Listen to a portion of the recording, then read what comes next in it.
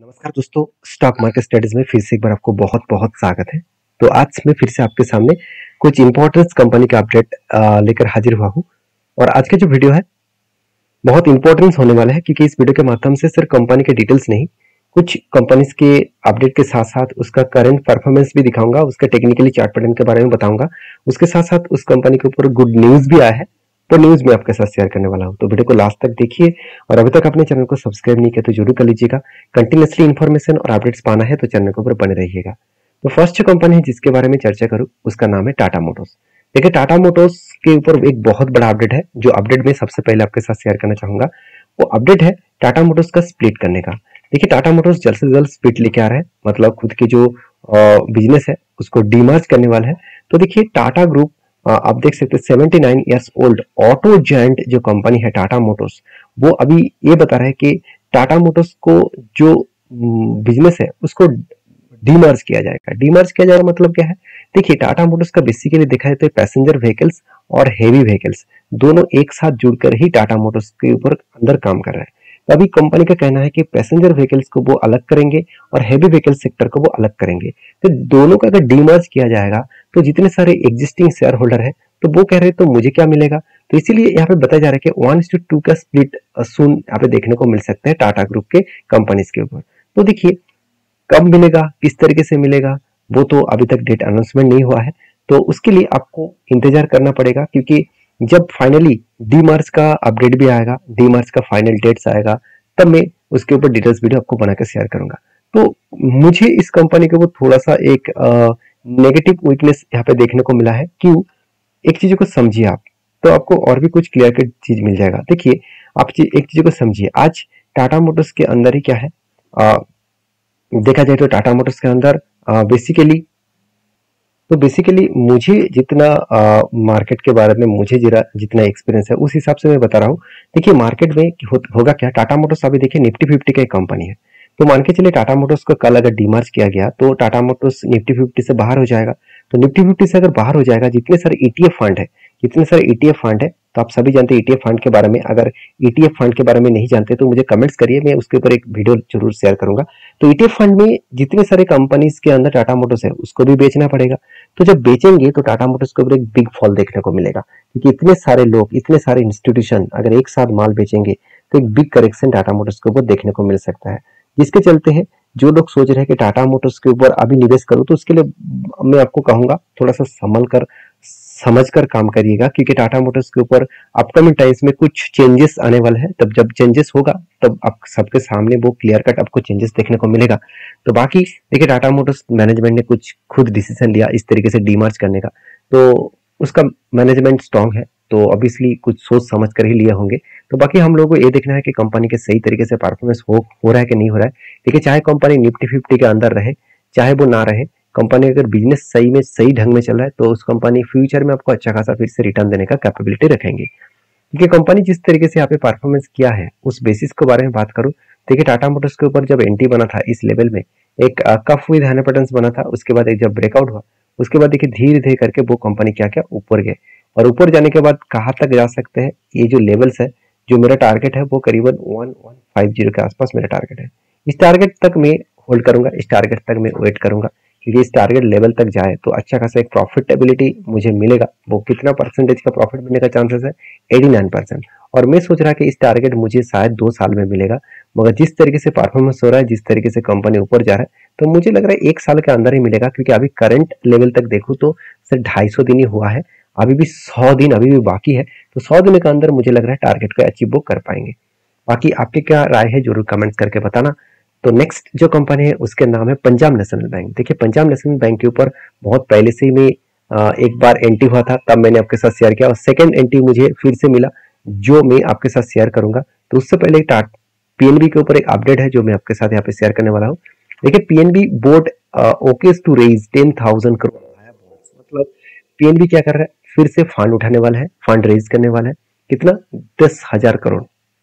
देखिए, बहुत सारे लोगों का ये भी क्वेश्चन रहता है कि सर जितने सारे बैंक्स हैं वो तो आरबीआई से लोन लेते हैं, आरबीआई से लोन लेकर वो काम करते हैं, तो वो बॉन्ड इश्यू करने का क्या जरूरत है? उसका फंड रेज करने के लिए वो तो आरबीआई से लोन मिल जाएगा, तो बॉन्ड इश्यू क्यों कर रहा है? देखिए, बॉन्ड इश्यू अगर करेंगे तो उसको सस्ते प्राइस में सस्ते इंटरेस्ट से उसको बॉन्ड के माध्यम से पैसा उसको मिल जाएगा। अगर वो आरबीआई से उधारी लिया तो उसका ज़्यादा इंटरेस्ट पेमेंट करना पड़ेगा। तो सोचिए, मान के चलिए एक सिंपल से एग्जांपल दूंगा। मान के चलिए आपका पैसे का जरूरत है, मान के चलिए 2 लाख रुपया।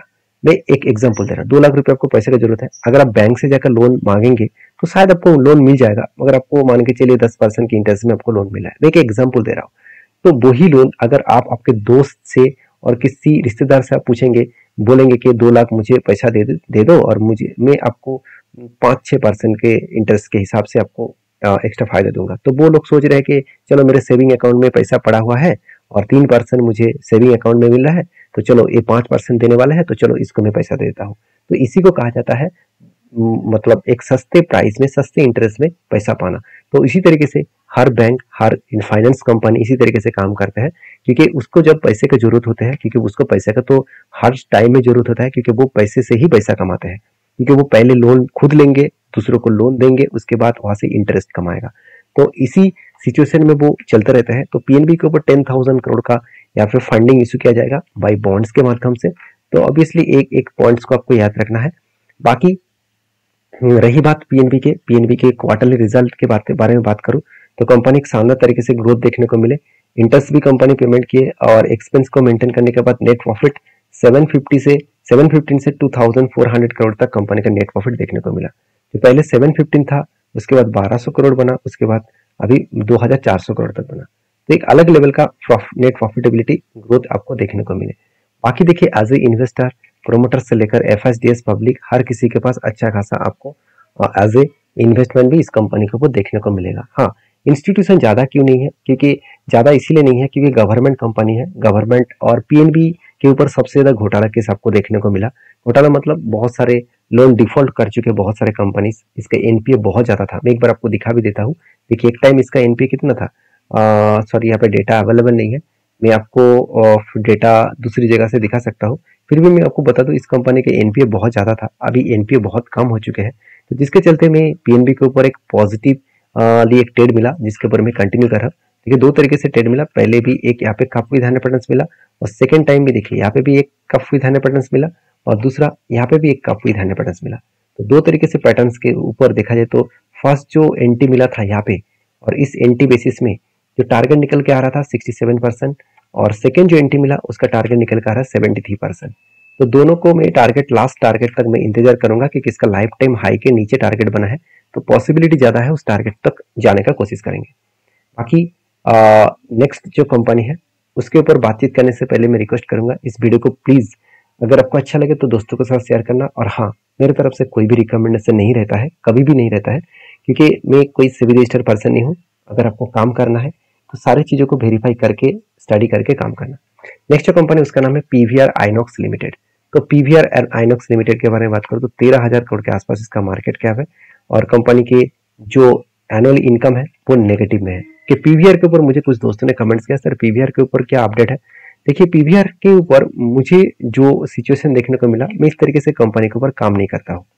पहली बात, क्यों काम नहीं कर रहा हूँ उसके बारे में रीजन मैं आपको बता दूं। क्योंकि देखिए, कोविड के टाइम में अगर सबसे खराब किसी कंपनी का परफॉर्मेंस हुआ था वो है पीवीआर का। क्यों? क्योंकि देखिए, पीवीआर का जो जितने सारे सिनेमा हॉल है, सिनेमा थिएटर्स है, तो उस जगह पे करीबन 2 से 2.5 साल तक उसका बिजनेस बंद था।